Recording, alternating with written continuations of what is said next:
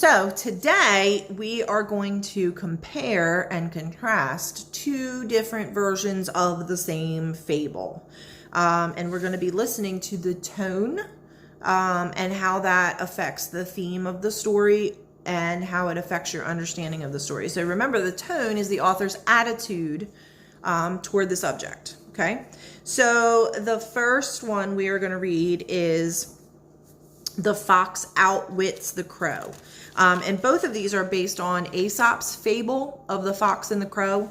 But remember when we talked about oral tradition and how every time someone tells a story, they can change it and change details and make it so that their cultural perspective is revealed in the text. So both of these are based on Aesop's fable, The Fox and the Crow, but they're two different versions. So The Fox Outwits the Crow by William Cleary says, "One day a young crow snatched a fat piece of cheese from the porch of a house made of stone. Then she flew to the top of a juniper tree to enjoy her good fortune alone. But a fox passing by got a whiff of the cheese, the best of his favorite hors d'oeuvres. So he called to the crow, 'Hey, you glamorous thing, does your voice match your beautiful curves?' The crow was so pleased by the flattering words, she quickly took out a libretto.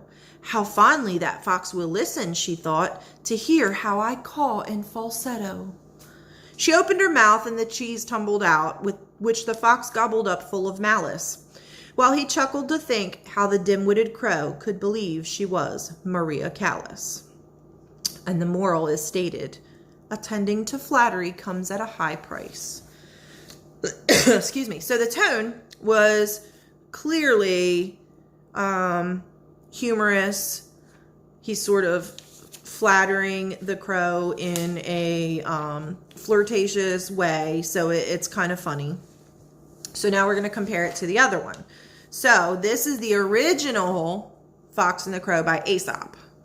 "A fox once saw a crow fly off with a piece of cheese in its beak and settled on a branch of a tree.